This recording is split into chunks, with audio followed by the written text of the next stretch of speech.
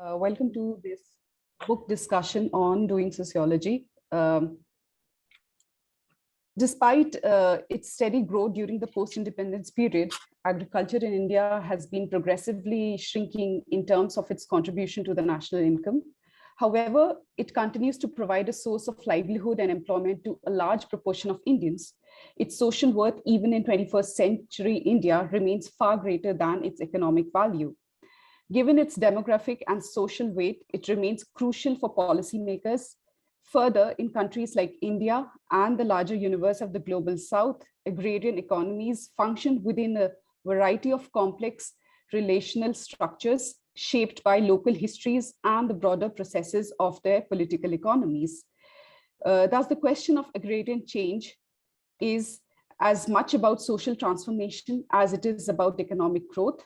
India presents a fascinating example of such a process.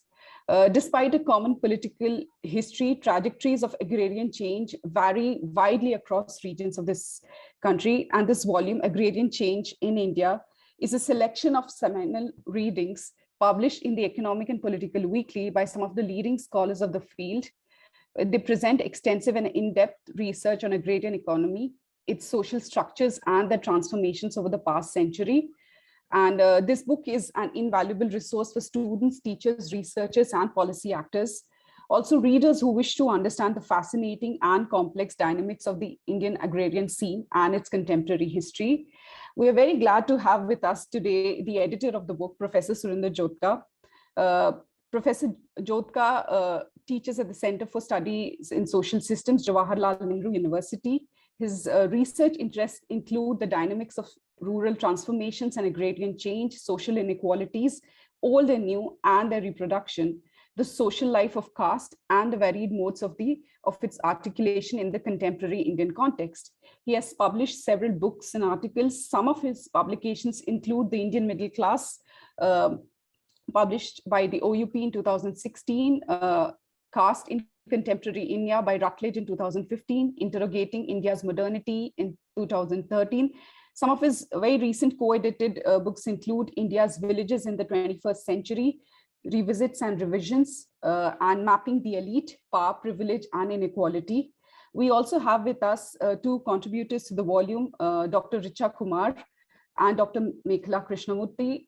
Dr. Kumar is an associate professor of sociology and policy studies at the Indian Institute of Technology, Delhi, in the Department of Humanities and Social Sciences, and holds a position as associate faculty, School of Public Policy, IIT, Delhi. Her research and teaching interests are in the sociology of agriculture, food and nutrition, science and technology studies, and rural and agrarian policy.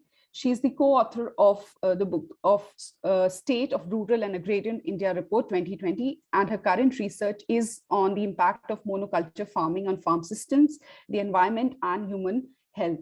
Her book, Rethinking Revolutions, Soybean, Chopals, and the Changing Countryside in Central India, was published by OUP in 2016, and she's a recipient of the inaugural Elizabeth Adida Memorial pardon my pronunciation, Memorial Award 2019, the New India Fellowship 2010, and is a member of the Network of Rural and Agrarian Studies. Dr. Krishnamurti is an associate professor of sociology and social anthropology at Ashoka University and senior fellow at the Center for Policy Research, where she directs the State Capacity Initiative. She has trained at Harvard University, the University of Cambridge, and at University College London, where she completed her PhD in anthropology as a UCL Global Excellence Scholar. She is also a non-resident scholar at the Center for the Advanced Study of India at the University of Pennsylvania. So very happy to have all three of you here with us today. And I welcome everybody else who's participating in the discussion today. Just to throw open the discussion, Professor Jodhka, we'd like you to share a little bit about the book. How did it come into being? And since this volume brings together scholars from different fields within the social sciences, I'd like to know, why do you think it is important to look at the agrarian in the Indian context from different perspectives? Thank you very much, Dipali, and I feel really honored to be kind of part of this discussion with Richa and Mekhla, who have been not just friends, but also in some sense, I would say, future of agrarian studies. So I have begun to count myself among the oldies, and I see bright future for agrarian studies. So I'm really happy that both of them are on board and their articles have been included in this book. So I'm also very happy to be part of this Doing Sociology discussion. Thank you for inviting me, and I see many of our students are also present today. So welcome everyone from my side as well.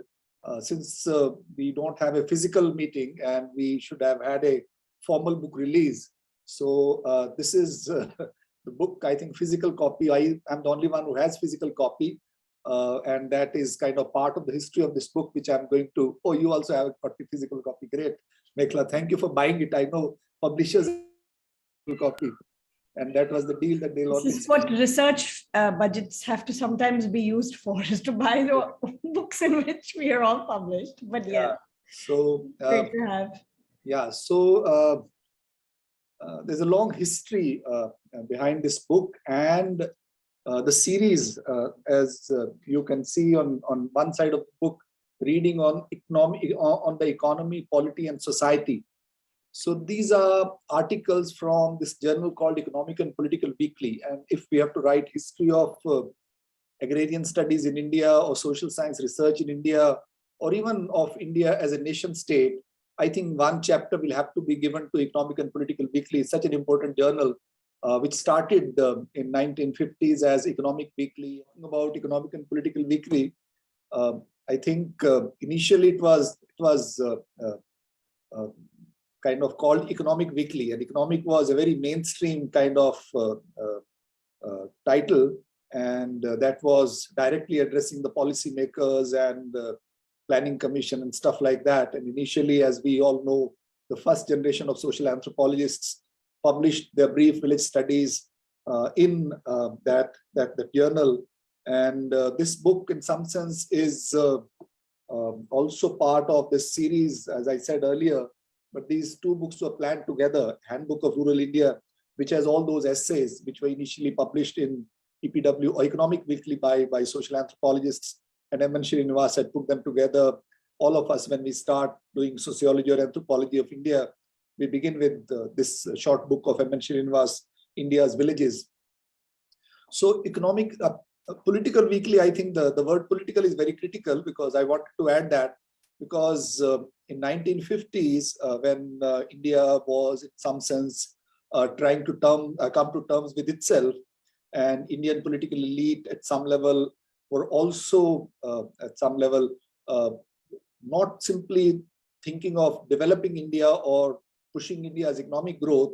The challenge was also of transforming India. And rural and agrarian was one space which everyone agreed upon that it needed to be transformed, because there were landlords and there were absentees and there was general quote unquote backwardness and semi-feudalism in agriculture, all those words that we talk about. So it was a very interesting kind of shift that the journal brought about. So the political was not simply a question of reporting on electoral process. Political was also, in some sense, to in some sense recognize that there's energy and agency required for India to become a modern country. And modern was, in some sense, a very popular and accepted word. Everyone used questions of development and modernity, things that later on, perhaps, Richa will comment on it when she's talking about agrarian distress and stuff like that.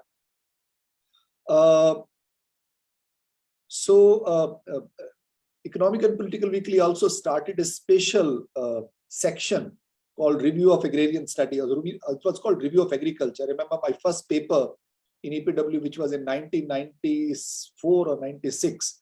It came in Review of Agrarian Studies. It was on attached labor in Haryana agriculture. And then I kept writing in EPW. All my earlier work, which was from PhD, was published in Economic and Political Weekly, and one of the paper is also included in this book. And then different generations of scholars, almost everyone has published in Economic and Political Weekly. Mekhla, Richa, and anyone else you can think of, economists and sociologists and anthropologists, and political scientists, and all kinds of debates about India's agrarian change, rural transformation, electoral processes, economic policy, and whatever you can think of, they happened in Economic and Political Weekly. Economic and Political Weekly was a platform which was read not only by academics, but also by policymakers, by activists, by anyone who was interested in seriously trying to understand India. I remember a long time back, I went to Madison, Wisconsin, and we were in University of Wisconsin. When I went to the top floor, there were only 2 Indian journals that were present there. One was Economic and Political Weekly, and the other one was Sociological Bulletin. No other journals came from India. And this is something which kind of any department of South Asian studies, wherever in the world, they had to subscribe to EPW. And I suppose it still is happening, even though social sciences have become much more professionalized, which have also made them less political and less energetic, and people don't kind of wait for issues and debates as they used to do in when we were young people, 1980s and 90s. And I think things have changed. At some level, they have become better. I'm not saying that, it's only in those times that scholarship used to happen. So this book at some level tries to provide a representative understanding of or representative selection of essays published in Economic and Political Weekly on what I thought were important themes that have been discussed on agrarian change, starting with in some sense, relations of production in pre-colonial India to what is going to happen in agriculture today. If this book was edited today, there would have perhaps also been a separate section on what we recently saw, the farmers' movement. But at some level, some of those issues have already been in some sense discussed by contributors to this book. Another point that I want to make is that this book has taken a long time to come. This agreement was signed when Ram Reddy was the editor of Economic and Political Weekly, and then there was some internal issue within the journal, and then pandemic happened, everything was ready. It was supposed to be kind of 1.5 size bigger, this book, and then pandemic happened, and pandemic at some level created all kinds of serious crises. EPW had some budget for publication of these books, and Orient Blackswan also had its own resources, and they all were in crisis. Like most academic publishers, they still are coming out of that crisis. But somehow or the other, we were able to persuade both EPW as well as Orient Blackswan. So in this series, for the time being, this is also the last book, and they have published more than a dozen books in this series. So I'm very happy that this book has finally come out, and I'm very happy that there's a large number of very interesting papers. I think now it would be, if you want to see the content page, if you go to the website of Orient Blackswan, you would be able to look at the contents of the book and the various papers that have been included. I don't want to take more time because we have also lost some time. And that's the final point. I think after around the time when this book was published, we also have farmers' movement coming up again. And for 1 year, farmers were sitting on the borders of Delhi. And that in some sense has energized all of us about agrarian studies. Besides energizing us about agrarian studies, as far as I personally kind of feel, it has also given us different perspective on agriculture, which takes it beyond a sector of economy, like as Rituparna talked about how agriculture, even though its share in national income has come down, it still gives employment to a large number of people. So most of the discussion on agriculture in India happen around economic questions about livelihoods, about its contribution to national economy, about food grains, about employment, about its transformation and productivity and green revolution and the problems with green revolution and things that are lacking in our diet and stuff like that. And what farmers' movement told us, and something that is not there in this book and something on which very little work has been done, is that we need to also, in some sense, look at the later part of the word agriculture, that agriculture is also culture. And if we look at the history of civilizations, they're very closely tied to agriculture, settled agriculture that makes it possible for human beings to begin to, in some sense, produce intellectuals, produce some kind of urban centers, eventually produce universities. So I think there is a connection of agriculture with civilizational imaginations of ourselves. And that was perhaps the reason why these farmers were not really only talking about higher prices. They were also talking about, in Punjabi, the word is hond, our dignity, our being, right? And I think these are questions which some of us have actually been talking about, and I think they need to be taken seriously. How do we decode them? How do we operationalize them into researchable questions is a challenge for the next generation of scholars, and perhaps for us as well. When we talk about agriculture, when we write about agriculture, how do we at some level think beyond the instrumentalities of productivity and livelihoods and employment? So I'll stop here for the time being, and then we can come back later. Thank you, sir. So let me also ask you this question, because we were looking at the challenge that we face to have this meeting online in terms of, hackers entering. So how would you look at the contemporary relevance of the agrarian question, as well as some of the challenges that researchers in this context are, looking at? Yeah, I think that in some sense that ice has been broken, right? We had given up on agriculture, as the classical narratives on modernization or development or dualistic theory of growth would suggest that eventually agriculture becomes insignificant at some level, right? It has become insignificant globally. It kind of, at the global level, agriculture contributes only around 4% to the global GDP, right? And 4%, again, most of it happens in countries of the global south. And even when it is agriculture in, say, for example, in the United States, do we call it agriculture or something else? So I think people had given up on agriculture, thinking that, it gets subsumed by larger logic of commodity production and exchange and stuff like that, things that, Mekhla has been working on. But I think it also compels us to, at some level, visualize multiple trajectories of this process of transformation or change and stuff like that. So if we have to think of countries of global south, the number of people who live in rural areas today is still very, very large. Not only in India, the absolute number of people living in rural areas is globally is one of the highest ever in human history, right? So even though urban population is more than rural population, but the absolute number of people living in rural areas, and it was only in 2007, as recently as that globally urban population became more than rural population. But that doesn't mean that the absolute number of people living in rural areas is shrinking. They're very, very large, right? The absolute number is huge. Same is the case with agriculture. And how do we calculate the value of agriculture is again something that we need to revisit, right? So this is again a paradigm in which values are calculated in a particular manner, and that regime is the regime of capital. So that's why I was talking about culture. So when they're talking about home and they're willing to die for it, so I think they have some other way of valuing their lives, valuing their livelihoods, valuing their, what in sociology, anthropology we call as ways of life. So I think when taxi drivers in Canada are willing to pay half their earnings for farmers' movement in India, there is something in it. I think that is what I was saying, that we need to perhaps work on it, and how do we decode this relationship and this commitment or this identification with agriculture, which people who have nothing with agriculture, I saw, I have never done farming, my father never did farming, but at the same time, there was some kind of, my grandfather never did farming.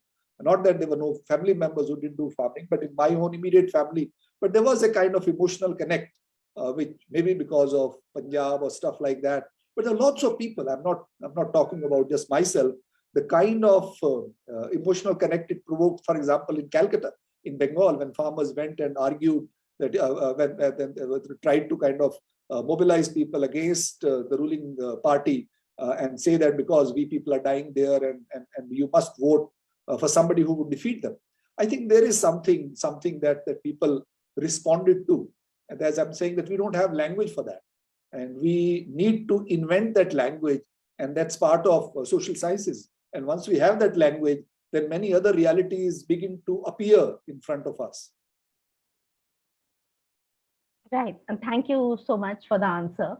Let me bring Dr. Richa Kumar to the discussion and ask you that, Dr. Kumar, you have a very interesting take on how India's agrarian history is constructed around the Green Revolution.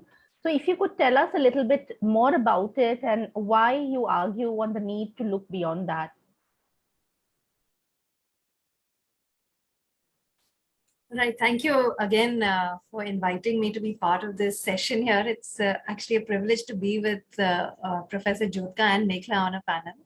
And it's very nice to see that, students of sociology are still interested in rural and agrarian issues, because we need a lot more of you to take up the cudgels to do a lot more work that really needs to be done. I guess I'll keep those remarks for a little later, since you've asked me specifically about the Green Revolution and my paper in this volume. I can briefly speak about that. The larger point I'm trying to make in the paper is that a lot of the history of Indian agriculture has been written using concepts, ideas, processes, and lenses that have come from somewhere else, that are not rooted in our own history, in our own geography, in our own, social, cultural experiences of people in our own country. Part of the attempt is to, in some senses, rewrite that history, to get back, and in some senses, I argue in that paper, it's also one of the research agendas that I wish to talk about later, is the real importance of history for sociology. And Professor Jodhka very nicely talks about it in his introduction. And also the papers that have been chosen, they do reflect this sort of longue durée. But the importance of pre-colonial history, the importance of colonial history to actually understanding our present, even today, is absolutely critical. So that's one of the main points I'm trying to make, that because we are reading the past using very selective lenses, using very selective perspectives, we are making certain assumptions about the past as well as about the present. And then, for example, this whole notion of food security, or the concept of famines, or the idea of productivity. These are all very specific concepts that are rooted in specific ways of understanding the past. And if one begins to dig deeper, then it turns out that, of course, and this book actually is a fantastic collection, because it gives us those specific essays where many of these concepts have been challenged in very specific places. And that's what the piece is broadly trying to do. I don't want to repeat it for everybody. I'm assuming people have possibly had a chance to look at it, but in some it says that this notion that India was food insecure in the 1960s, it was based on certain ideas about food imports, about PL 480, that actually don't add up to say that we were in fact food insecure. Yes, specific portions of our population didn't have access to food, and that's true even today. And there are other structural distributional reasons for that. But to condemn an entire nation, and to condemn all of its people, and to condemn all of its farmers in the way the discourse of that time did, is entirely ahistorical, entirely incorrect, and is situated in a political economy that we must try and understand and try and unpack.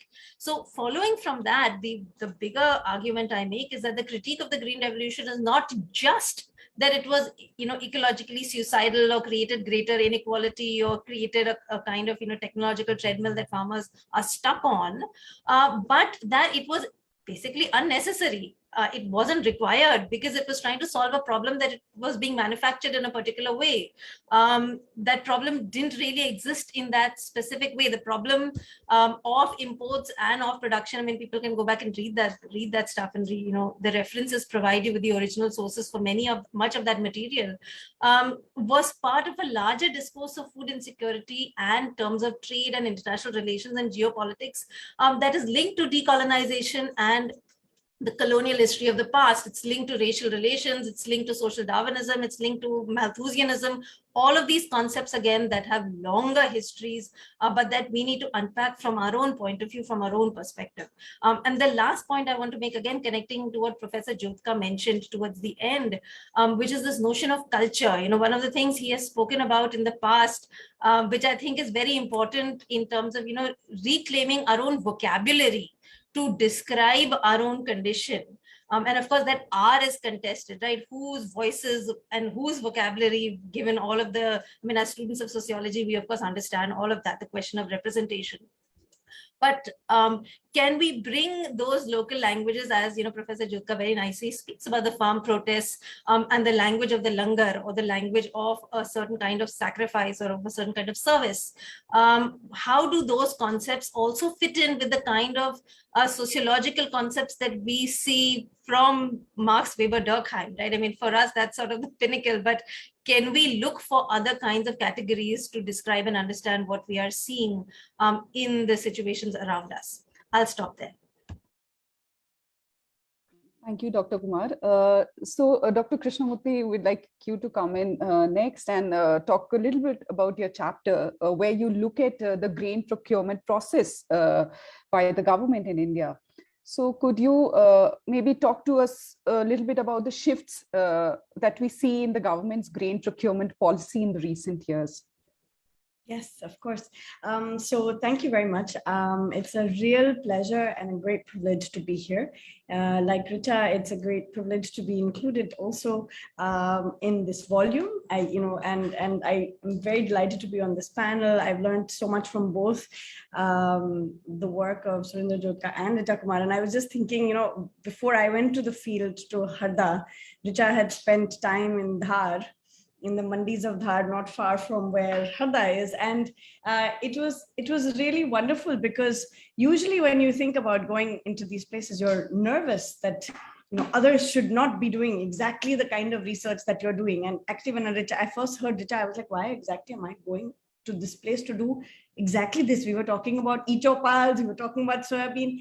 And I think it is a testament also to how diverse doing research in agrarian India is, that our research complemented each other, but it was quite different also.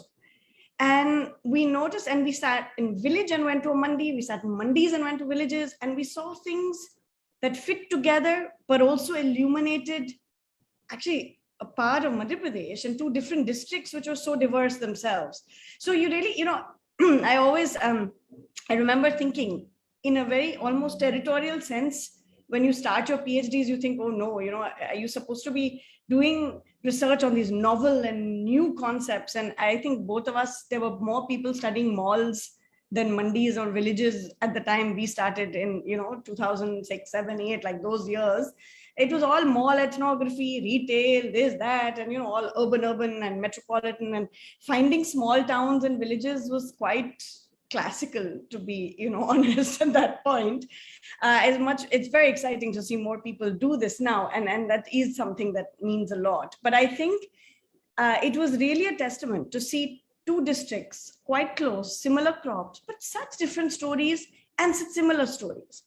And I think this is the challenge also of telling the collective story of agrarian change. So it's wonderful to sit. The chapter by Richa is a different one than her work, her initial research in rethinking revolutions, but it builds on that. And, it's wonderful to sort of be here today thinking about where we've come, but also to be part of this kind of volume is a real honor. I think certainly for us as young scholars, people just beginning to do this work and hopefully do it for a lot longer. But now to also look back and say, okay, we have some work here.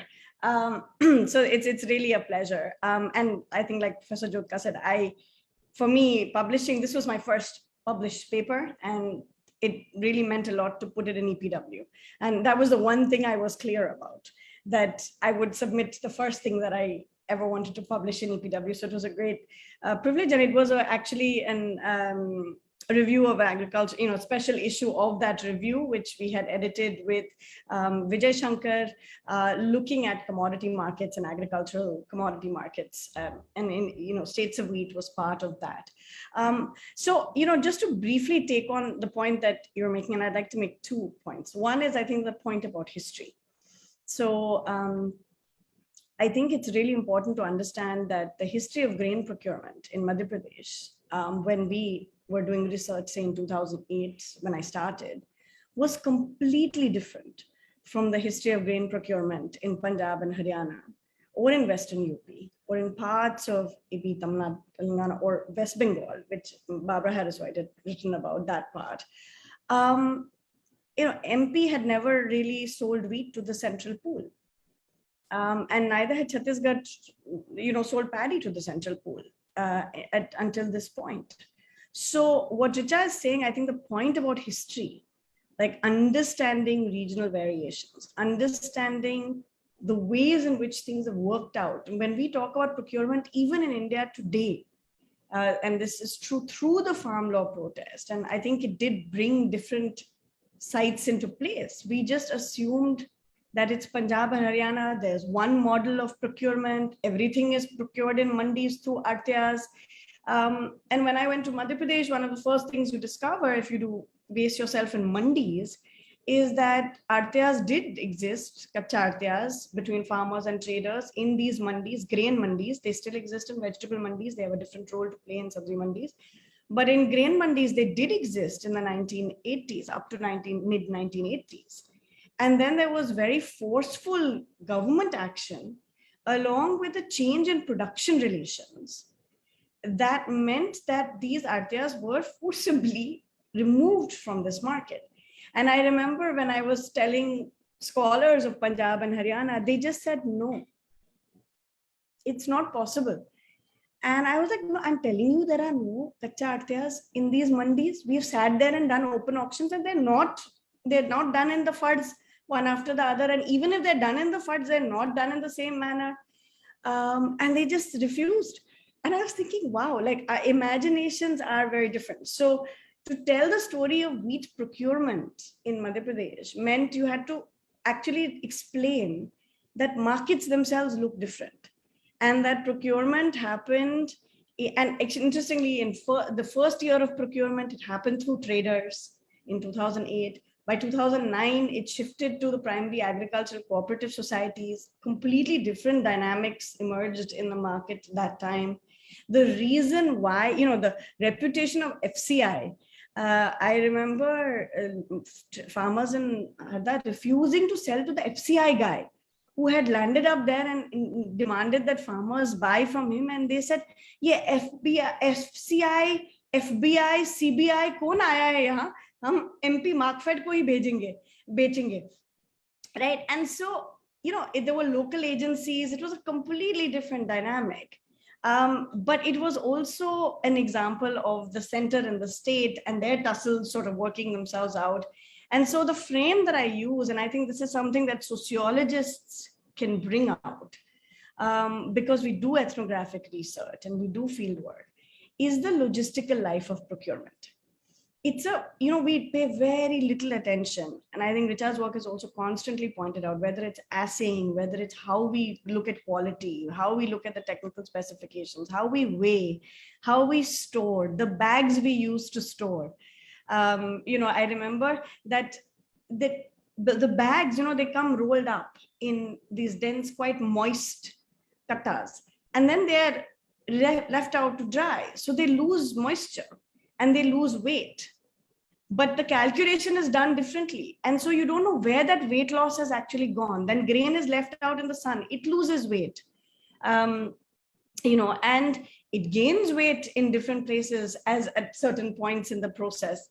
And all of this has to be calculated, right? And it's a massive coordination feat to do procurement of any kind. And there are so many connections. And each point is explosive. Each point has really a tipping point and contestation and a question of what is fair and what is unfair. There are multiple negotiations that happen between center and state, between local agencies and mandi people, between mandi people and thekedars, between a whole range of people.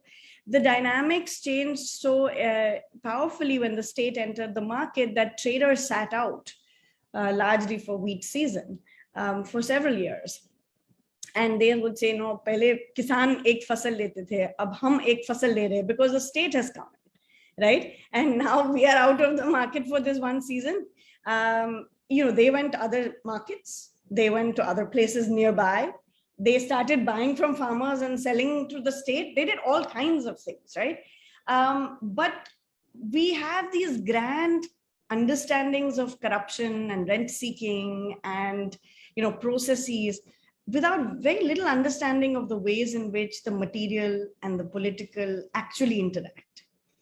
And I think this is one of the things we bring in. So I think part of this effort was to talk about both the political economy, the fact that there had been so much regional concentration of procurement for a very long time in North India, and the very different politics, as Professor Jodhka said, very different politics of grain procurement in central India, where both Raman Singh and Shivraj Singh Chauhan were using it very carefully, very politically, reimagining the procurement landscape and the procurement process as a political opportunity. It was deeply tied up with wheat bonuses, with electoral politics.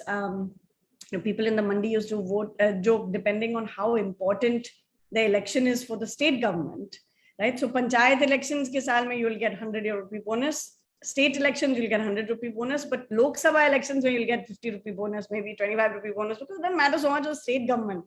So there was all this tussle going on. And these are the kinds of things you pick up if you happen to be sitting around in a grain mandi.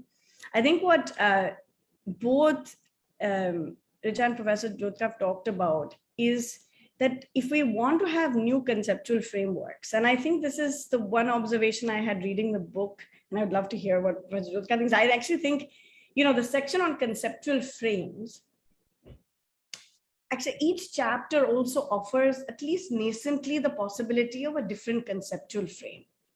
And the three conceptual frames that we've presented are actually in some senses dominant ones, right? That have dominated our understanding or imagination.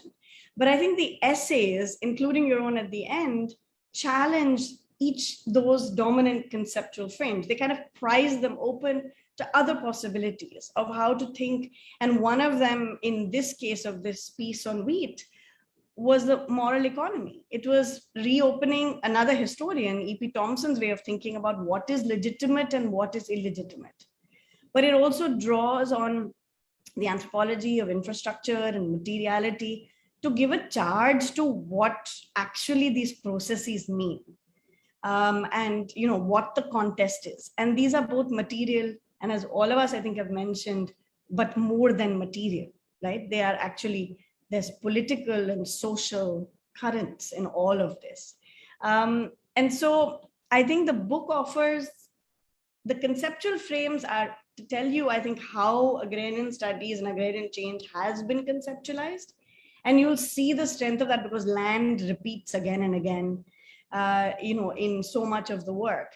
But I think there are other frameworks for us to pick up in each case, just like Richa offered in rethinking the Green Revolution.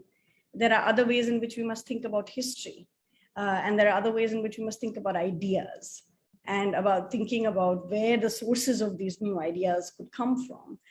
This article, I think, tries to do it, the essay tries to do it by looking at the life of logistics in agricultural markets and in agrarian markets. So, I'll stop there with this particular piece, and I have a couple of thoughts when we come back. Thank you, Dr. Krishnamurthy. Actually, because you mentioned Professor Barbara Harris-White, she's here, she's attending and listening to you. She joined when we were speaking, so maybe it would be good to hear her thoughts. Hi, Barbara. Yeah, it's great that she's here. Yeah, so maybe we can later hear her or have a question or discussion with her. So just to ask you one more thing, you talk about your work on markets and you use an ethnographic approach. Since there are a lot of young students here, and because ethnography is also a very popular socio-anthropological method, so if you could talk a little bit about how to use the method and what kind of preparedness should a researcher have in using it, so that would be great. Okay. So, I think all of us have used ethnographic methods on the panel, and I'm sure they'll have other things to add to this. But I think one of the most important things, and I think when we think about ethnography, we tend to think about a single site or think about, sort of being very deeply immersed in a place. But I think so much of what we are seeing, and you see in this book, is also the ethnography of interconnections, of the ways in which things are related, about actually studying things in their full relational complexity. And I think that requires, yes, a long stay in a particular place and, repetition. I think repeating processes. We spend a lot of time thinking about the everyday. And one of the things I always say is that, when boredom begins, you're in the everyday also, right? When things are repeat, that's when ethnography begins. When novelty, which is everything in the field, is novel all the time. But when you start seeing it the way people experience it, and experience it in that way too, it is, a really important, I think, to spend that kind of time. 2-3 interesting things about doing work in a mandi. I think it's a slightly different type of site than, what we were discussing with village ethnography is. But I think Richa's work also shows you that a mandi, village ethnography is not sitting in a village the whole time, right? It's also moving with farmers and with others as they move in and out of places. And I think this is this point about interconnection.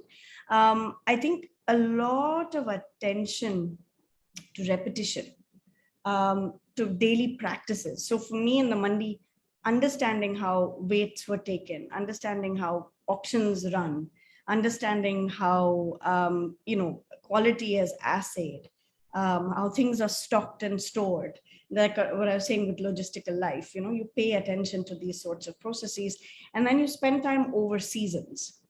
I think it's extremely important to understand how things repeat at different lengths of time. And each season is different, each rotation is different.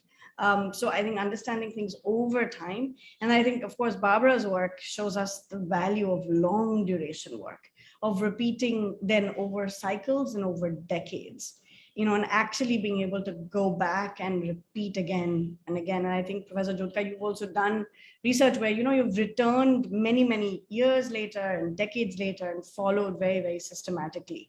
And I think in this, there will always be, this question of what is systematic. I think there is a method. And I think part of it is that confidence to make certain kinds of generalization, to be able to make grounded efforts at new conceptual frameworks is what it takes when you've been systematic. Because if you haven't, so I think, this idea that there's anecdotal work, and I think do ourselves a lot of disservice when we say anecdote, because we're not being anecdotal. And when we say vignettes, these are again not anecdotes. There's a lot of being systematic here. And I'll just use 4 things very, very quickly that people in the mandi told me about how to do ethnography in an agrarian community. The first was, they said, you have to take a position. And these are traders. So they said, yeah, if you're going to do in a mandi, you have to take a position. How will you understand a market if you don't take a position? So you cannot sit, somewhere and think about it. You have to put some skin in the game, right? So I didn't put money because they said I should, and do a little bit of good speculation to see if I was really interested. But they also said something very important, which is good traders know when to let their positions go. So that ethnography is also a process of commitment and correction. Right? That you commit, you look at information from different sources, you put things together, and then you correct. So this was a mandi traders told me about what I was doing. Farmers said, Mekhla lambi fasal le rahi hai. Right? She's taking a long crop. And they said, lambi fasal mein munafa zyada hai, but qarz bhi zyada hota hai. Right? You take a long crop, you get profit, but it comes at great price because there is also debt. And you have to understand how deferment works, how incomplete transactions work, how interlocked transactions work. And this is how ethnography works too. You borrow, you're indebted, lots of things are left incomplete, things are deferred to a later date. You're not often able to complete everything as systematically as you want. You have to return, you have to complete it at another point. There's a lot of temporal movement and jugaad that happens. in this context. And so I think that was theirs. They said lambi fasal. And I thought it was a beautiful metaphor for how, ethnography in agrarian worlds go. And finally, there was a kachori wala who sold kachoris in Harda Mandi since 1971 and complains greatly about how his costs have gone up. The water carrier, interestingly, did very well because he earned in grain. The kachori wala always earned in cash and didn't make as much money over the years as the water bearers. But he always said that, you can't just keep changing your specs and going around. Aapko ek nazar se sab kuch dekhna hai. Yeah, so he said you can't stereotype vyapari sale sab chor hai, kisan bichara hai. He said this is all not going to work, but with one gaze you have to see everything. Don't stereotype people. And then he said, I think the most powerful thing that I've ever been told about method, he said, aapko ek maa banna padega. Ek beta hai vyapari, ek beta hai kisan, ek beta hai hammal, ek beta hai adhikari. And he said, because you are their mother, you love them all equally. But because you are their mother, you know what sins they have committed. So now if you can write with a sense of prem and a sense of pap about this mandi, maybe you will tell the story of Harda Mandi. And I say this because I think we've paid too much attention to critical distance and think objectivity comes from that. I think sometimes what he was telling me is that critical proximity sometimes produces a different kind of empathy, that you can write and talk about love, but that doesn't mean you can't see exploitation or where power is grounded. As Barbara who's here has always reminded me. So I'll stop with that. Thank you, Dr. Krishnamurthy, for that answer. Dr. Kumar, I'd like you to come in again and talk about your chapter. So, you write that the common understanding is that the Green Revolution solved problems of hunger and famine, but it actually did not. It did not do so in the Indian context. So to our listeners today, if you could throw some light on why do you say that? Okay, sure. I'll be happy to do that. But I also wanted to first thank Mekhla for those wonderful insights. I think the way you've put it is absolutely fantastic. I'm sure the students will remember it also the way you've put it. It's one thing, to get a course in methodology and a course in reflexivity, but this is wonderful. So thanks a lot for that. Coming back to this question of, food and hunger and famine, I think very briefly, if I can say, and maybe let me just begin with this personal anecdote from 4 days ago. I attended a talk at IIT Delhi where I teach, where this agricultural economist who had come down from Purdue University presented a talk basically talking about the dominant understanding of agriculture productivity, and not exactly the Green Revolution, but the role of technology in bringing about transformation around the world. And, I was sitting there and thinking that, there are so many people, and especially if you see this book, one of the points that was made earlier, there is a dominant understanding or certain dominant framings about agriculture and agrarian change, which are there, but the different chapters in this book are constantly challenging it over the last, several decades. And still I'm sitting there in this IIT Delhi auditorium and listening to somebody saying that, it's only technology that has improved productivity, that, all of these farmers of the so-called third world and the older farmers in North America were all backward and unproductive. The only way you can, move ahead is if you get rid of people from agriculture. I mean, very much the old dominant, and the fact that, it's because of all these technologies and productivity that you don't have famine anymore, and that Malthus was the greatest, theoretician to have come and actually told us that, this is what a production function is, and this is how, labor costs and capital costs work. So I'm just sitting there and thinking, what have we done in the last 40, 50 years? Like, the story is still the same old stuff in the dominant narrative. So I guess this article was simply a way, and in some senses also putting it in EPW, which is something I must talk about here. Of course, Professor Jodhka mentioned about how the EPW is available at universities in the West, but EPW is also available in offices in Krishi Bhavan or in the government here in Delhi or in various state governments. It's available at every state university, every regional university, central university. I mean, wherever you go, the EPW is there. And so in some senses, publishing something in the EPW is also an effort to get so-called non-academics or non-sociologists to read some of and engage with some of these ideas, which is what was the purpose of putting this piece in there, or at least trying to put it in there. And I must say that it was not a very easy task because it was also reviewed by agricultural economists who sort of disagreed and asked me for more data, which I again provided. And then finally, these guys are compelled to publish it.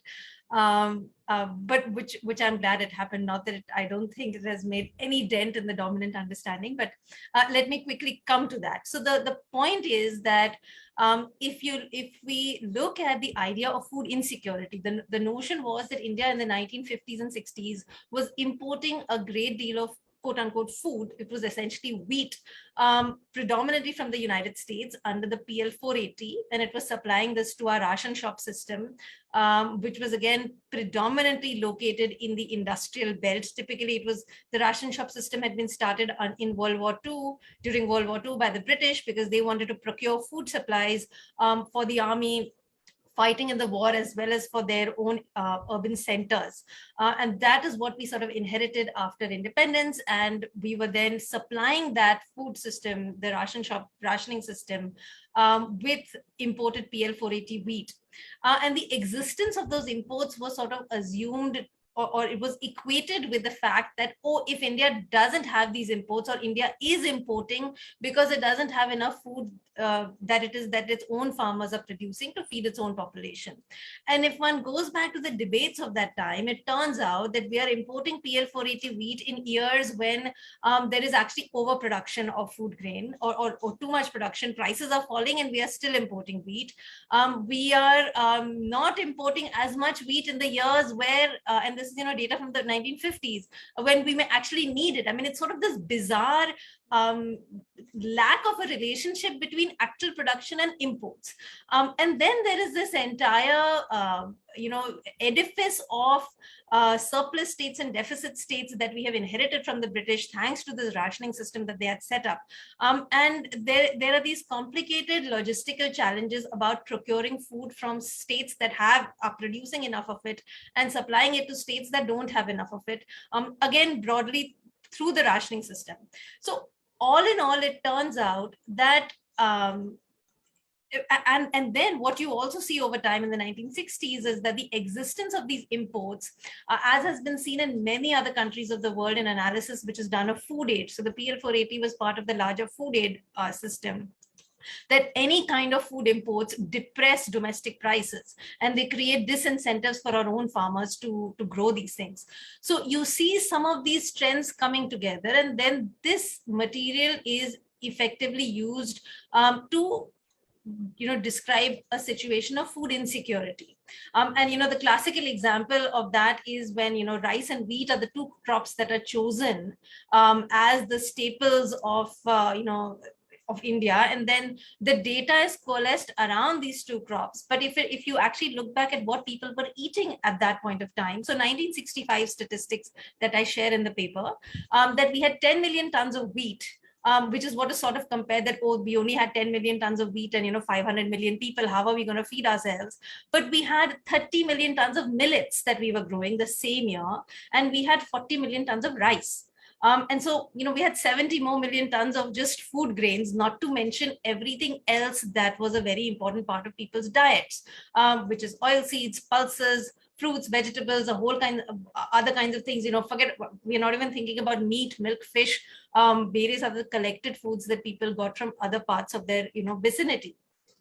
And so the argument broadly is that we chose a policy of the Green Revolution, this, productivist logic that we don't have enough food, so we need to invest in these new technologies to ramp up productivity. We chose to do it in rice and wheat for, again, particularly historical reasons, both assumptions about what are necessarily staples, but also the kinds of technologies that were available at that time, or the kind of research that had been conducted at that particular point of time, which was in rice and wheat. But when we did that, the consequences of that nutritionally have been disastrous for us, because the incentive package of the Green Revolution was not simply about technologies. It was an entire institutional package that several of the other authors in this volume also talk about in terms of its regional manifestations. And, Mekhla describes that very nicely also in the wheat procurement, how state incentives for the two crops of rice and wheat effectively transformed farmers' fields, and eventually sugarcane transformed farmers' fields from growing a whole multiplicity of crops to basically, monocultures of rice, wheat, and sugarcane. It's of course manifested differently in different parts of the country, but broadly, Punjab is a fantastic story. You look at the 1950 graph of, the number of crops that farmers are growing, and then you look at, 2000, and it's basically just rice and wheat. Everything else has disappeared, the pulses, the oilseeds, the millets, which were integral parts of people's diets. And so the broader point that I'm trying to make in the paper is that we, pushed for certain agricultural policies under the Green Revolution in the name of food security. But in the process, what we have got is nutritional insecurity.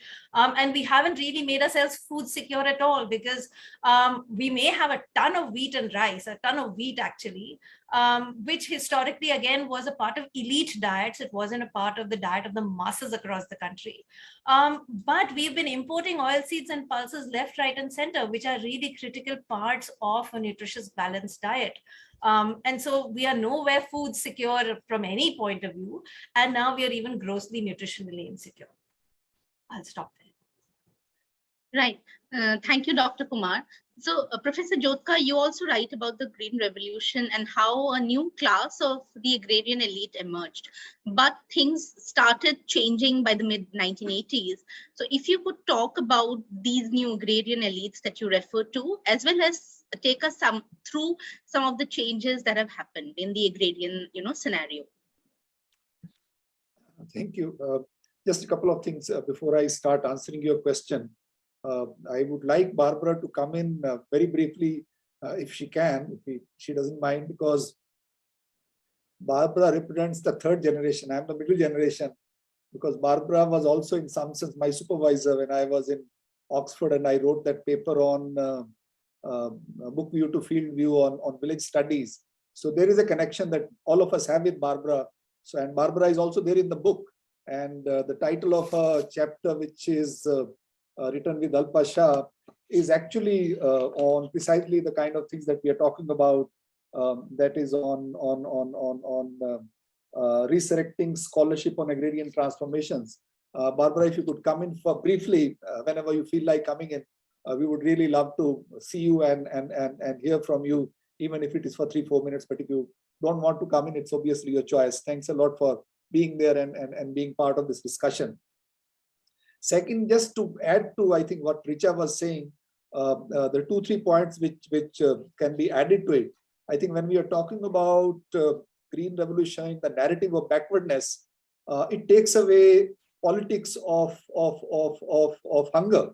And the politics of hunger, or the political economy of hunger, lies in colonial policies. So instead of putting the burden of low availability of food grains on colonial history, and taking it to the farmers and then describing them as lazy and backward looking and incapable of actually producing anything, and then inducing a particular kind of technology.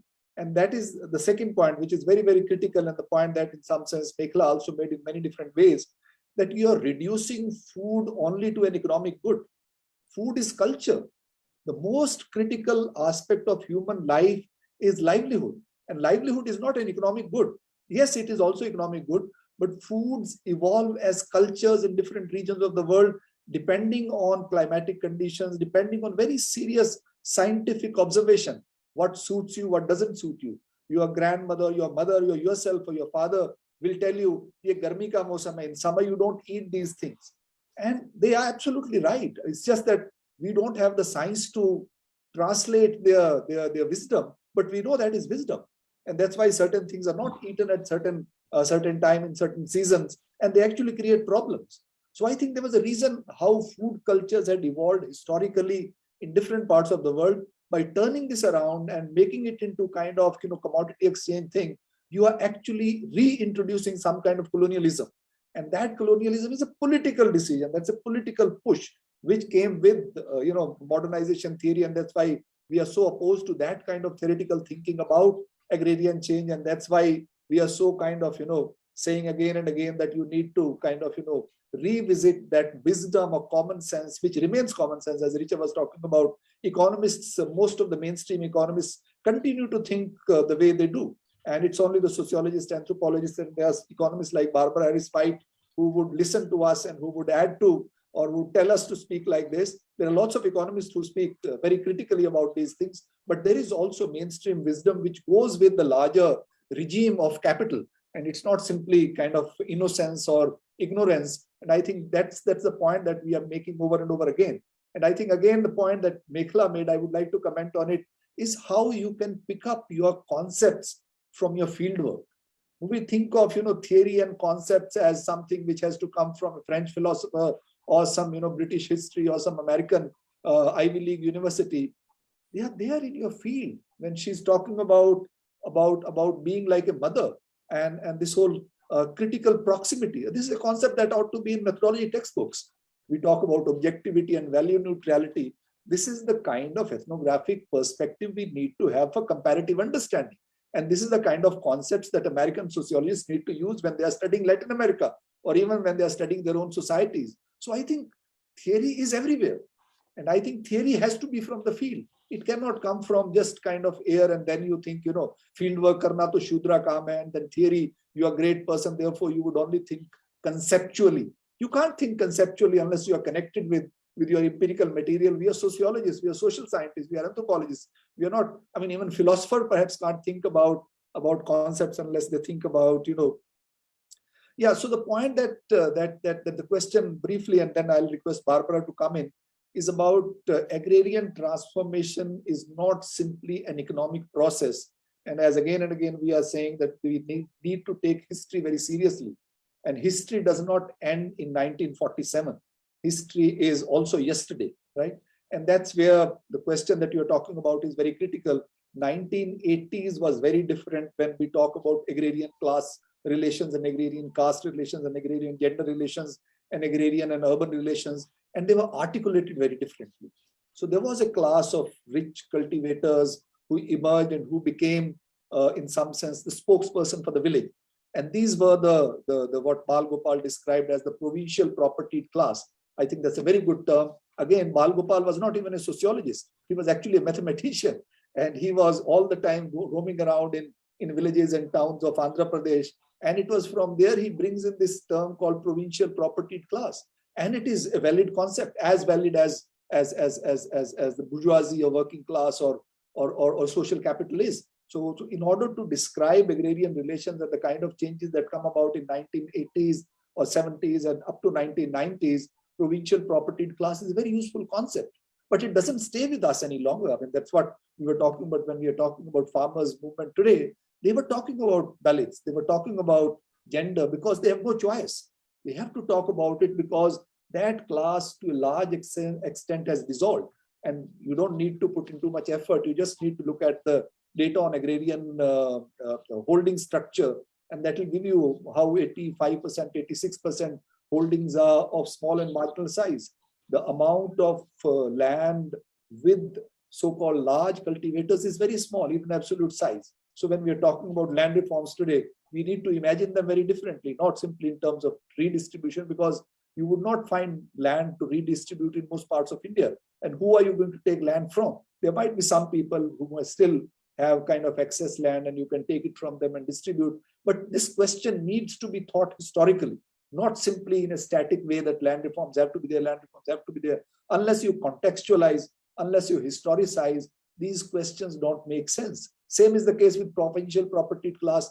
it doesn't make sense when you're talking about Bihar and Odisha and Bengal, because there that class did not emerge because of land reforms again, certain kind of policies which did not produce those kinds of agrarian lobbies. And this is something on which Mekhla and I have been talking about. Now, West Bengal produces largest amount of rice today. West Bengal has been one of the most vibrant agrarian states, but still poverty hasn't gone, rural poverty continues to persist. And this is the point that Mekhla and I had discussed a long time back. That's because there is no agrarian lobby there, which may be a bad thing, which may be a good thing, but these are processes which we need to think contextually and historically.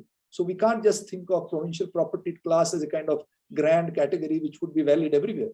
This is true not only about Bal Gopal's category, this is also true about Weber's and Marx and Durkheim's category. We need to also historicize them. Not that they become irrelevant, but by historicizing them, we can also then critically engage with them and take ourselves much more seriously than we do so far. Now I'll request Barbara to come in and then kind of perhaps reflect on from your own paper with Alpasha if you wish to. Thank you for switching on your video. Thank you for jumping me into this discussion. I switched on hoping to learn. I always know I'm going to learn from Professor Jodhka and also Dr. Kumar and Mekhla. And what I rather think is that we all teach each other, we learn, we exchange, and that's how we move forward. You were talking just now, Professor Jodhka, about needing history, and I couldn't agree more.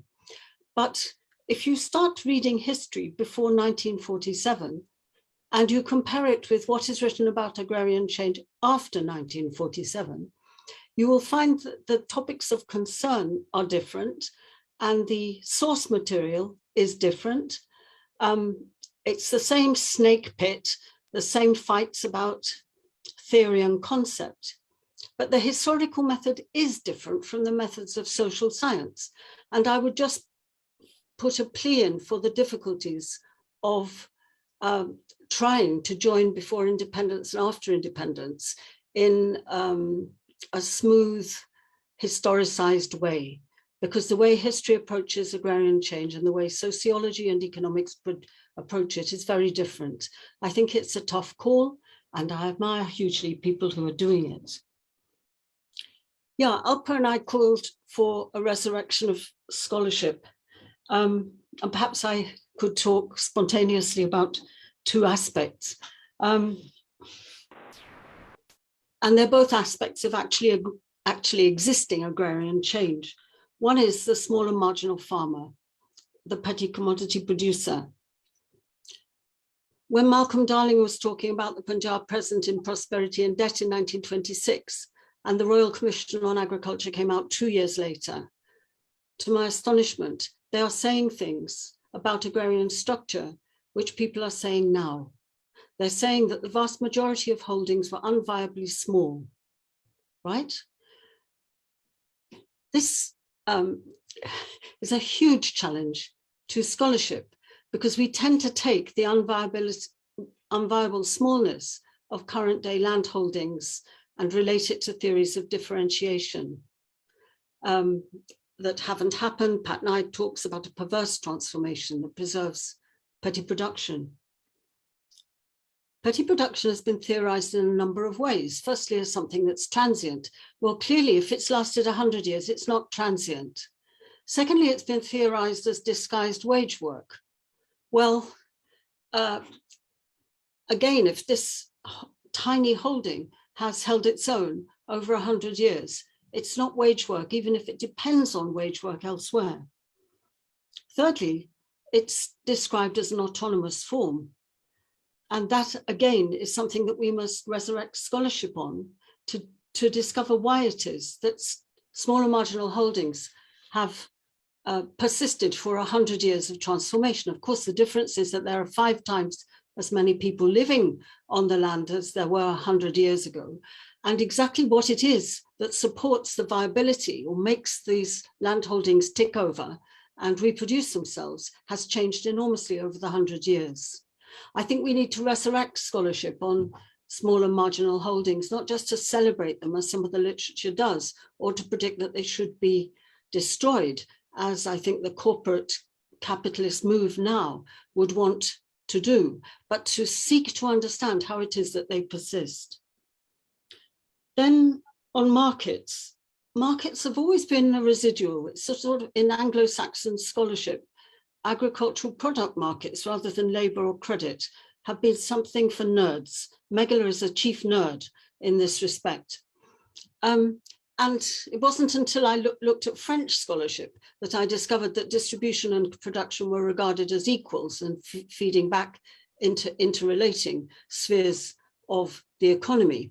Because in Anglo-Saxon scholarship, the product market is a kind of residual, and very often it's assumed, certainly in a lot of economic work, to be perfectly competitive. Now, I think we must resurrect scholarship. The scholarship has never been very thick on the ground. It's always been a small band of nutters who have gone out to study product markets. But apart from Mekhla, in economics, I really don't know anybody who's going out and doing fieldwork on markets. And yet the role of the economist is very useful, and not simply to reify this abstract notion of markets that's fetishized in economics, but also to analyze the roles of markets, to transmit price information efficiently from consumers to producers. It has to be done. We need to know. And stylizing it as value chains doesn't help. We need to collect prices to analyze how they behave. And economists have historically done this, but there's not much of that kind of work floating around right now. It needs to be resurrected, along with the study of costs, because price by itself without costs doesn't tell you much about returns. And then markets are ways in which resources are screwed out of agriculture and put into other sectors of the economy. And when I was younger, there was a big debate about the terms of trade. And that debate has withered and disappeared. And it's also incomplete. It can also be studied with prices in air-conditioned offices. But the other way in which resources are screwed out of agriculture can be known about through business histories, through the histories of savings and investments of the people who buy the product of agriculture. And there again, we go back to Mekhla and her team. And I just wish there were more economists to help fix the ethnography into the wider framework of the extraction of resources between sectors. And lastly, there's exploitation. So there's a lot of literature, fortunately, on agricultural credit, but not really the exploitive consequences of different bundles of loans. We know that during the last 2 decades, formal credit has withered and been replaced by informal credit.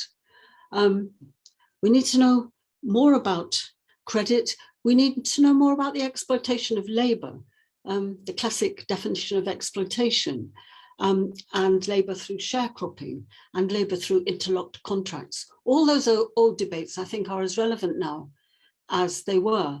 Richa and Mekhla were both talking about how our understanding of agrarian change is very influenced by certain regions of India, some of which are rather unusual, certainly Punjab and Haryana in relation to procurement. We need to go out and look at systematically all over India and resurrect and compress into the present approaches to agrarian scholarship that have waxed and waned over the last few decades. Thank you. Thank you, Barbara. Thank you, Professor Barbara, and thank you, Professor Jodhka, for speaking. So before we go on to take some audience questions, I would like to just ask our 3 speakers today about what do we see or what do you see as the future of agrarian studies in India. One is that, and in terms of the agrarian question, what can we expect in the future? If you could just maybe answer that, all 3 of you. We'll begin with Dr. Krishnamurthy. Thank you.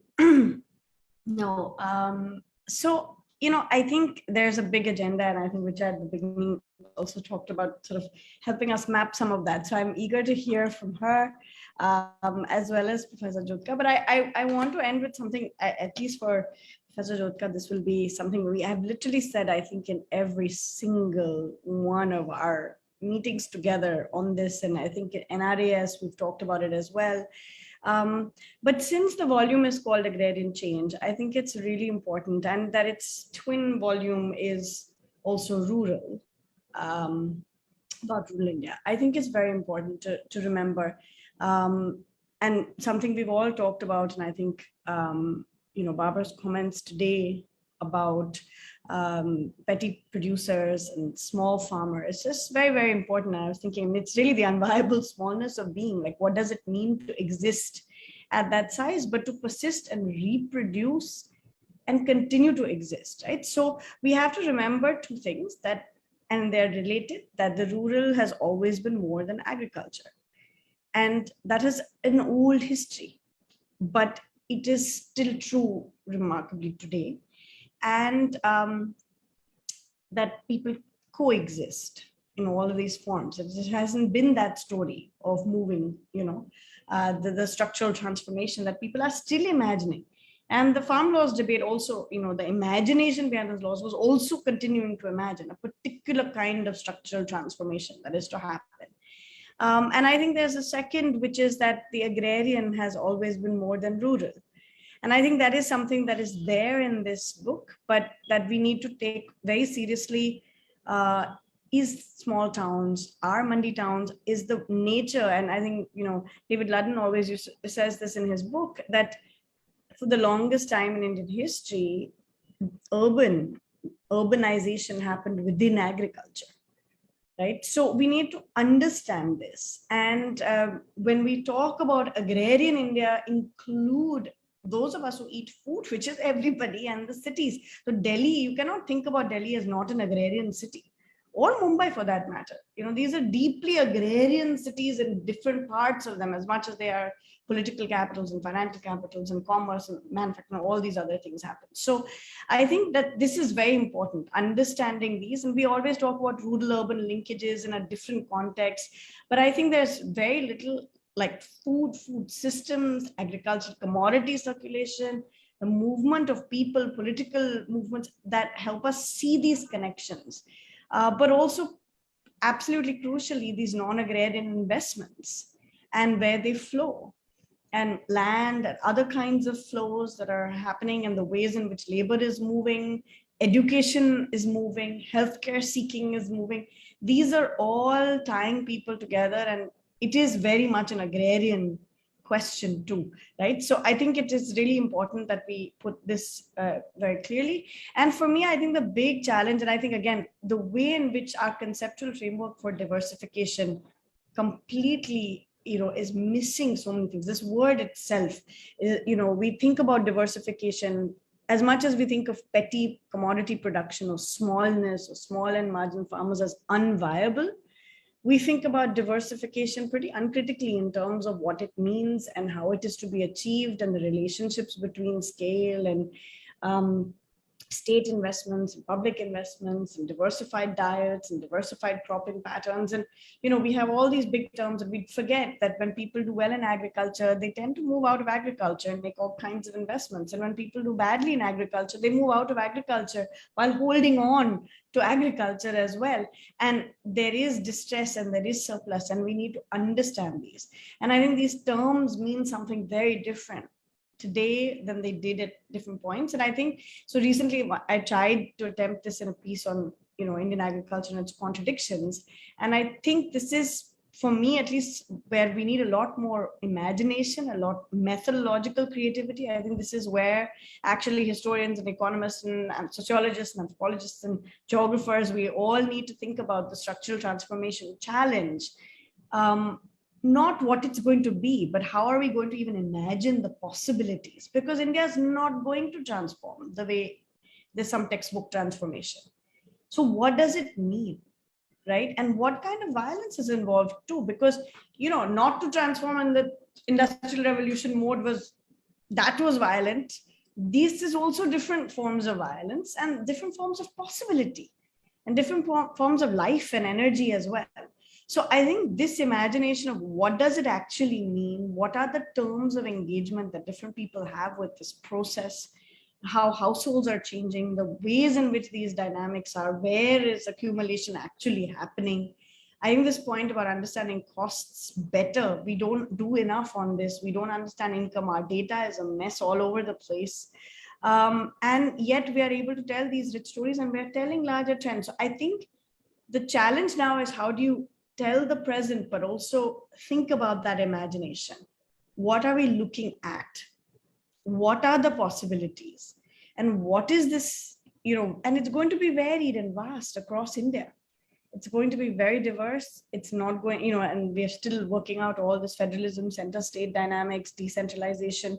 So I think this challenge of how we imagine it is extremely important. And I'll make one last point about, I would really love to see more work on the agrarian imagination of the public, of public purpose, and on the role of the state. Because I think the rural citizen has a certain understanding, the agrarian citizen has a certain understanding of what the core purpose of public regulation is. We saw this with the farm law debate.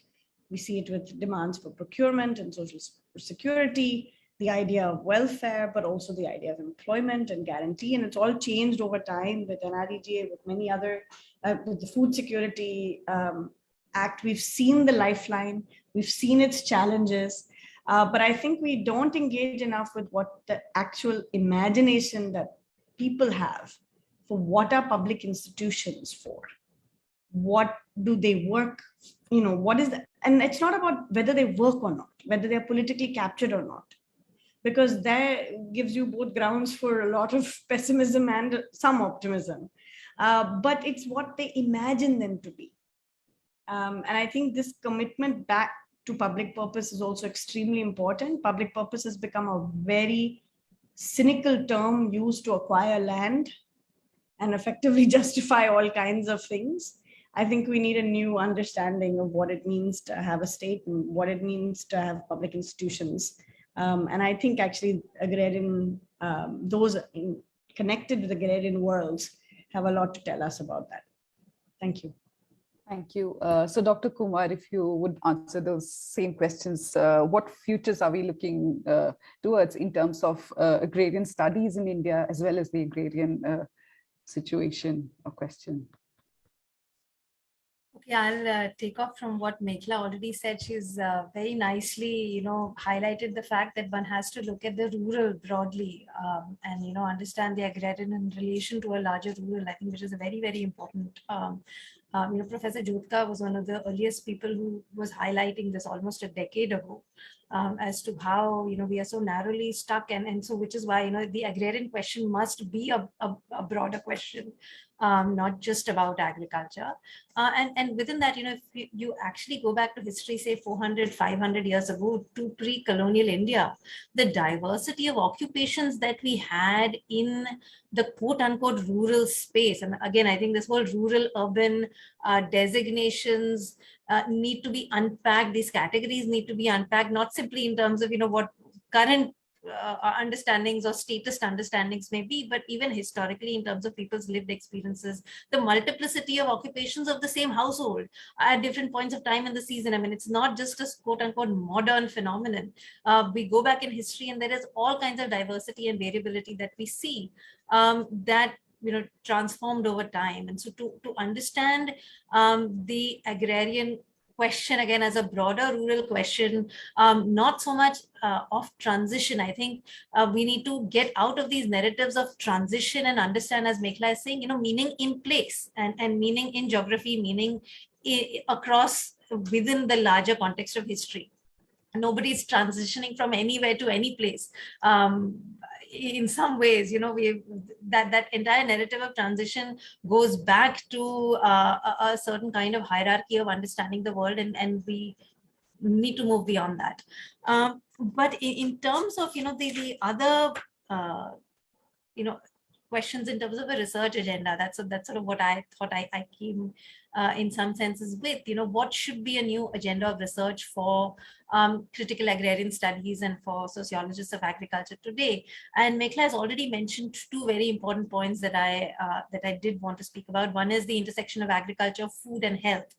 So as she said, if we eat, then we are connected to agriculture. And what are those relationships? In the past, there was an experiential knowledge in terms of what people were eating. We grew it or we collected it. And those, as Professor Jodhka said, right, what should be eaten when? That kind of knowledge is sort of commonsensical, but we have lost much of it, given the distance that we now have between the farm and the plate. And that distance we have to cover, just the way we understand agrarian production systems. I think understanding agrarian consumption systems and we can call them supply chains or whatever we want, but how commodities, foods travel and what happens to them along the way, and then what happens to our bodies when they come into our bodies. I think those relationships need to be understood. Again, a sociologist brings to it a very important critical lens that, a lot of other disciplines don't, the lens of caste, the lens of, culture, religion. All of this stuff is essential if we want to understand food and agriculture in the broader sense of culture, as Professor Jodhka said. The other point that Mekhla mentioned that, again, I want to emphasize is the relationship of agriculture with ecology and geography and history. So how do regions transform? Professor Carol Upadhyay's work is wonderful in this respect, right? You get a great sense of coastal Andhra, and not only in terms of social, economic, cultural transformations of different social groups, but then she's also looking at the land economy. She's also looking at the shrimp economy, how all of these different things are coming together in a specific agroecological terrain. Those kinds of histories, again, as Professor Babra mentioned, they are needed for all different parts of our country. We're crying out loud for those kinds of stories to be told. The other 2 points I want to make, one is about the intersection of agriculture, technology, and social structures. So, Mekhla mentioned that, there was a whole period 15 years back when people were studying malls and, nobody was studying mandis. Well, today, everybody is studying the gig economy, right? We want the platforms and the Uber drivers and Zomato and everybody else and this whole thing about informalization of work, all of that. But it's this the digital techno economy is very much seeping into agriculture in all kinds of ways. You have the drones. I mean, India just passed a new law, a new policy on using drones in agriculture. You have digital sensors that are across farmers' fields. You have the Internet of Things. You have satellite imagery that's being used to, decide the amount of carbon on farmers' fields, linking them to all kinds of, economic so-called incentives, but also various kinds of Ponzi schemes in some places. Agri-stack and AI and data of farmers, the digitalization story. There is just so much going on in terms of the relationship. And so what then is really, what is this doing to farmer-laborer relations? If you now have drones spraying the pesticides on farmers' fields, I shudder to think in terms of, the health conditions of people, what will happen. But how will social structures change? What will that do to the petty commodity producer or to relationships of kinship, to investment? Can we use things like the scale neutral or resource neutral debates to talk about some of these, new technologies? Is that vocabulary useful in this sense? Can we use, concepts like surveillance capitalism has been used a lot, right? In a very different economic sense. Does that make sense in an agricultural, in an agrarian social structural sense? Can we use that to understand what's going on at all? These are some very important questions that really need to be studied. And the last bit, again, which has already been mentioned by Professor Babra as well as Mekhla, is the relationship of agriculture to a whole host of institutions. And what we see in this book is that the state is there. In fact, it's so it's not, we've moved on from those so-called village studies that were about this abstract village in the middle of nowhere with no linkages to anything or anyone, and the state is there. But what we have now is an explosion of multiple institutions that are interacting within the agrarian and rural space. So you have collectives, you have farmer producer organizations. There are tons and tons of startups now that are working in various. So it's again moving beyond from this very much the as Mekhla said, right, the bechara farmer, and then these blood sucking companies now that are out to get them. There are all kinds of companies of various sizes doing many, many things in the farming space. How do we understand issues of accountability, issues of accessibility, issues of heterogeneity in all of these different institutional spaces? This is the work that needs to be done. Thank you so much, Dr. Kumar. So finally, Dr. Jodhka, if you'd like to give some concluding remarks and also maybe add on to what Professor Dr. Krishnamurthy and Dr. Kumar have just mentioned about the futures. Some sense I'm repeating what has already been said. I think first and foremost, we need to talk about agriculture. And we had stopped talking about agriculture. We had stopped taking it seriously. And at some level, farmers' movement made it kind of, possible for us to start talking about it again. Doing Sociology is doing at least a second discussion on agrarian change in last 1 year. So you're also recognizing that it's worth talking about agriculture. And I think that is the starting point. Once you begin to talk about it, you would, in some sense, baat nikalegi to dur talak jayegi, right? Then you begin to see things, how far can you go? And I think second related point is conceptual framing. Why did we stop talking about agriculture? We stopped talking about agriculture because we thought agriculture is gone now. We don't need to talk about agriculture because that's just 13% and maybe by 10 years it will be 3%. And then why should we bother about agriculture? Why should we waste our careers on agriculture?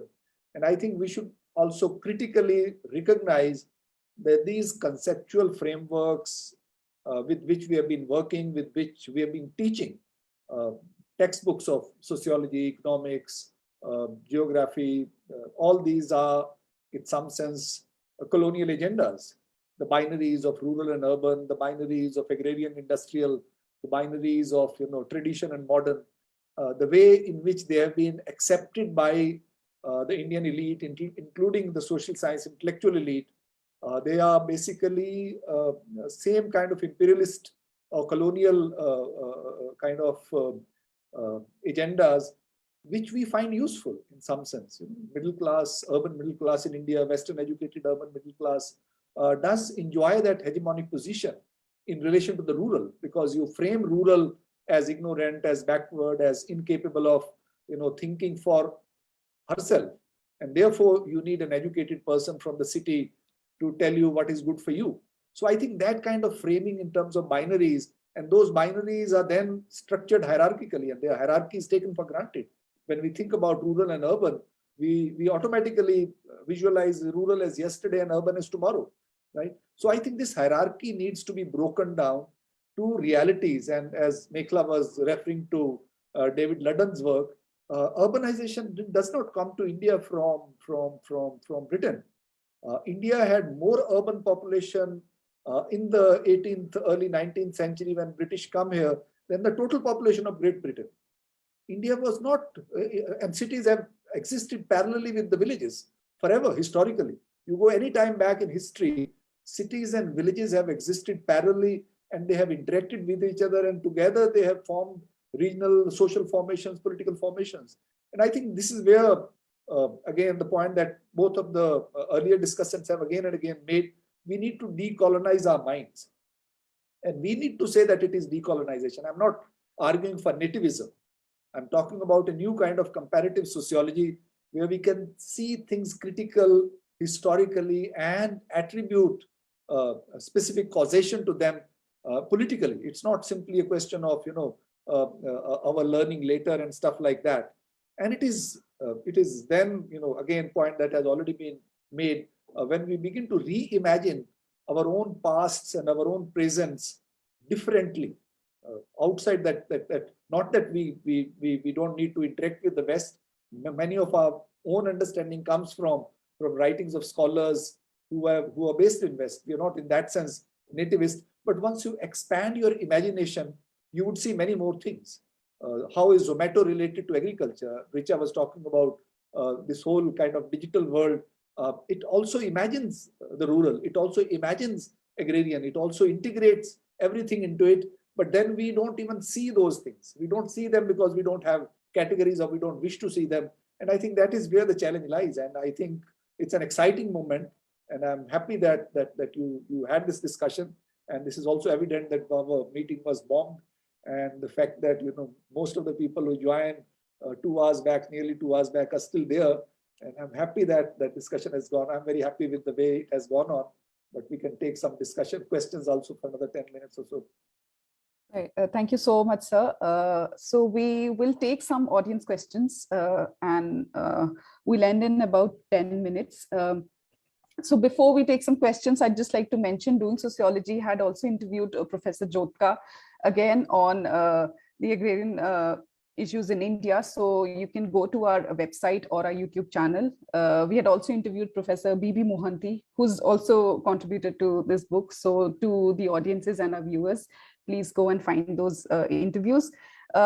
So there was one question for Professor Jodhka in the chat box earlier, and I'd like to just read it out. The question was, do you think capitalist farming has replaced family farming after the Green Revolution or in this neoliberal era? I think the question was by Rojalini Sahu. See, this again comes from the older narrative of agriculture being peasant agriculture. The very idea of peasantry emerges in European context, where you had something like family farms. I don't really know whether they were there or not, but we think that they were there. India never had, in some sense, peasant societies. I mean, this word has become very common and people don't even question this. I published a paper recently, Agrarian Studies and Caste Conundrum. Indian rural was, or Indian agrarian was always, most of India, not everywhere, was also structured around caste and gender. And caste and gender not simply as families and households, but also as relationships, which were unequal. So I think, first of all, we need to, I think that's what Barbara was also in some sense pointing to. If you go back 100 years, you would find many of these issues being discussed 200 years back also, they were being discussed. So we had women participating in agricultural process, but Indian agriculture was always differentiated, right? There were people who had large holdings. If we read somebody like Irfan Habib, he talks about medieval North India, and he shows how agrarian structure was actually very differentiated. And caste, again, somebody mentioned about caste earlier also, caste was very central to agricultural labor. What kind of labor would be done by whom? So we did not really have family farms. This is also a myth. Not that there were no family farms, not that families did not work on agriculture. Like most of the economy was household economy, when artisans were households. So there were families involved in the process of agricultural operations. But I think one should not see agriculture ever being confined to families. And family farms have not gone away. The many in Western countries, for example, many of the farms are now family farms. There are much more family farms now than they were perhaps before. Because of use of technology and stuff like that, it's become possible for a small family of 3 or 4 to manage a farm and then also do marketing and stuff like that. But they're all integrated, and that's what was the case in past. And that's how, so the nature and structures of those integrations have changed.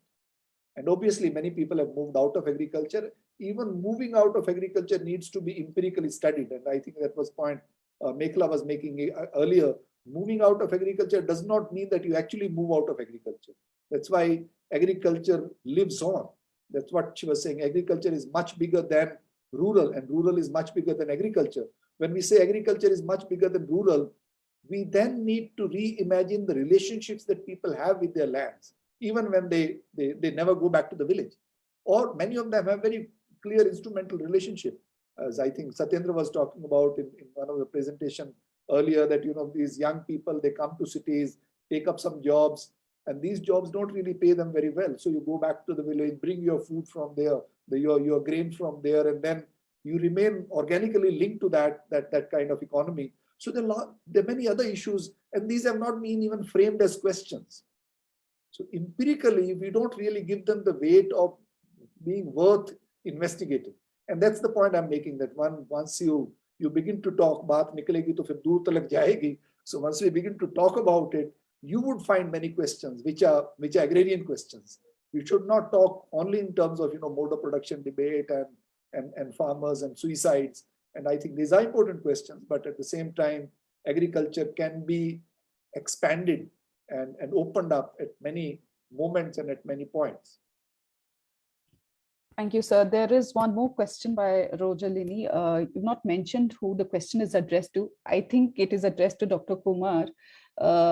The question is farm technology more scale neutral, and can that be the reason for absence of economies of scale in agricultural production?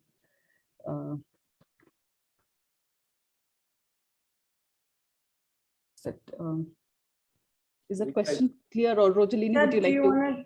I think Richa would be a good person to answer that, no? On technology, and I have a little thing I can add after, but.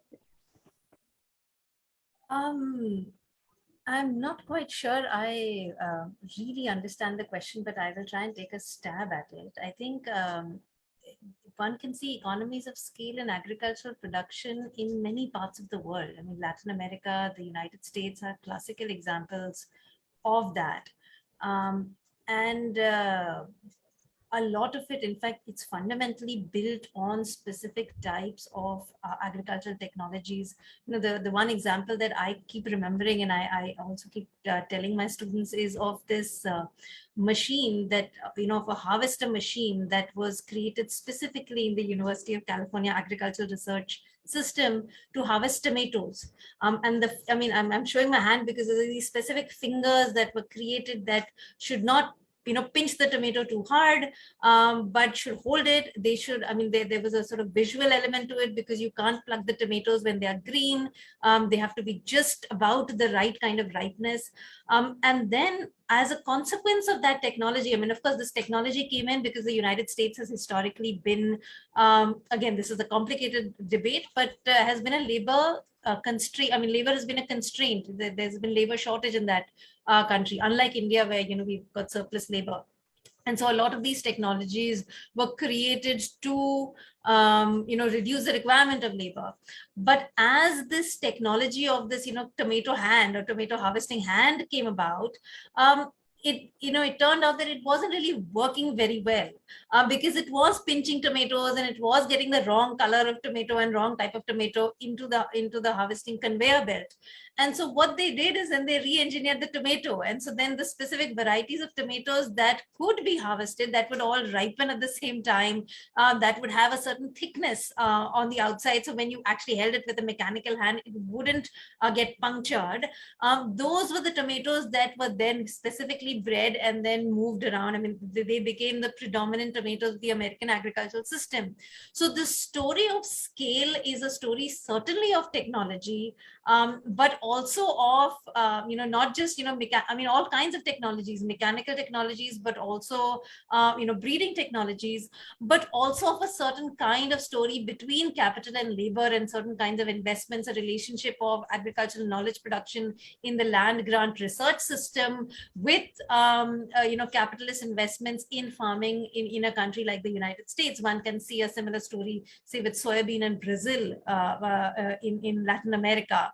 I think this question of scale neutrality and resource neutrality is very nicely addressed in the book itself. There was a huge debate about whether the Green Revolution technologies are scale neutral or not. Can all farmers adopt it? Because theoretically that seed can be planted by anybody, right? You don't really require. There is nothing which says that only a specific category of farmer can actually use that particular seed. But then what comes along with that seed is an entire package, right? So you need water, you need fertilizers, and all of that requires resources. And so then the question becomes, well, scale may not necessarily be the appropriate category to evaluate these technologies, but resource might be. And so these technologies are certainly not resource neutral, and only some farmers are able to adopt them in successful ways, and other farmers are not, or again, quote unquote successful in at a particular point of time. Historically, we've seen, the farmers who have adopted it have also suffered a great deal.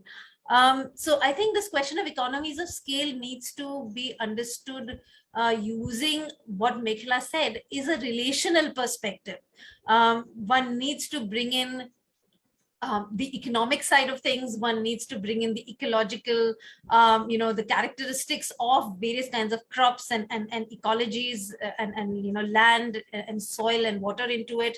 And then one also needs to bring in other kinds of notions of technology, for example, role of the state, role of knowledge, agricultural science institutions, to get a sense of what enables certain kinds of economies to flourish, certain kinds of practices to scale, and for certain kinds of practices and economies to remain stunted or then to become invisibilized. So that, I think, would be a broader way of understanding this question.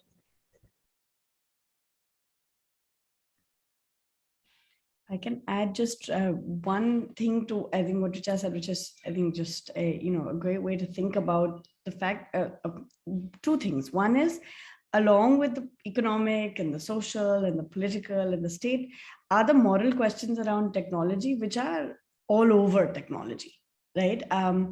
And whether it was refrigeration or different changes in the way in which you take weights and measures or different ways in which you assay, there is a real moral economy to all of this. There's a sense of what is legitimate. There's also fear, and there's a lot of questions about what causes different kinds of resistance. So it's an interesting, additional perspective in this whole relational story. I think also really important in the current moment for us to be very precise when we say what we mean when we talk about technologies.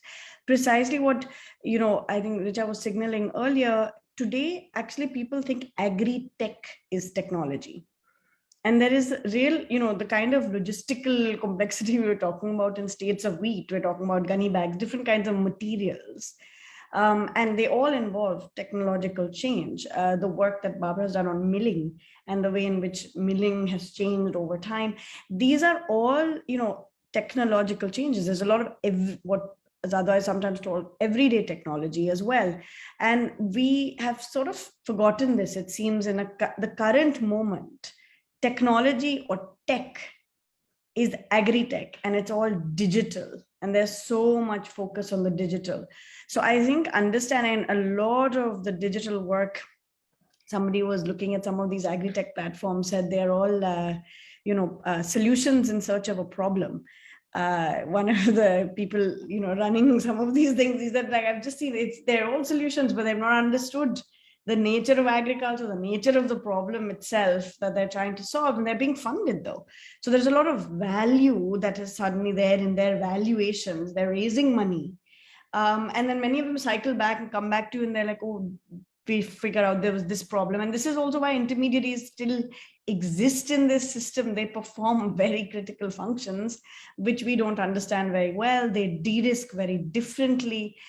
So these kinds of relationships, and I think Richa has written very powerfully about this idea that disintermediation doesn't produce its own intermediaries. This is a powerful word. If you think something is being disintermediated, it's very important to understand what it actually produces, what other kinds of intermediaries are actually emerging in this process.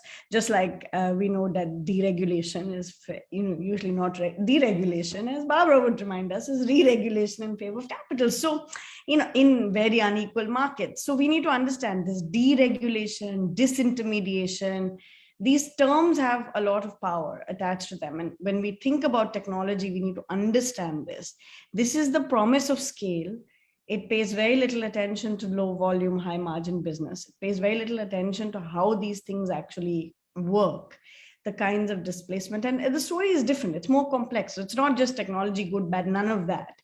But it needs to be studied. And I wanted, just since we're sociologists, I wanted to make one small thought, for a long time when it came to markets, and I think there's something similar here with technology, as sociologists, we always talk about the Jajmani system and the Jajmani sociology, anthropology in the heap. We thought for a long time that the market was an alien imposition outside the system, it was something abstract and alien and outside. There was a traditional redistributive economy. But of course, the market was there. Commercialization had been unfolding in uneven and complex ways for a long time in these very villages where we studied the heap as if it was the quintessential example of non-market exchange. But the non-market and the market are deeply interrelated in these systems. But we didn't understand, and we sort of kept thinking that the market is an abstraction. And today, the technocrats that we see all over the place imagining national agricultural markets, ENAM, have tried, they have, they can't see the heap, because the heap has been turned to the back end of the system. So they always say, it's all about the front end, and the heap and the transportation and the mandis, everything is the back end. So for them, this heap is messy and too embedded in society. For the anthropologists, sometimes we allow the market to be too abstract and away from the everyday realities. But real, actually existing markets are not. But they are always a combination of embeddedness and a certain kind of structure and abstraction. The abstraction is how we also think, how we speculate, the conceptual frameworks with which we actually imagine materials, right? You cannot actually have weights and measures or an understanding of weights and measures without an understanding of abstraction. Commensuration, how we calculate, how, these are all calculative devices that also require speculation in itself. So I think understanding this relationship when we look at markets, when we think about technology, and constantly understanding the ways in which materiality and abstraction work together. Again, this is part of the relationality. If we give into the abstraction, we are seeding ground that is not, where actual markets are embedded and working. And yet, if we don't understand the material conditions that make abstraction possible, we lose an understanding of exactly why the Green Revolution became such a powerful idea. Right? There are ways, they're rooted in things. So our propensity to think is also something that has its material roots, and we need to think about that imagination. I think, which is why the call to return to a conceptually rich and grounded and generative empirical work. But equally, so it's an empirically grounded theorization. It's both, right? So you can't just have empirical work without conceptual imagination. And you can't have great new theory that we need and concepts without this deep connection to the empirical.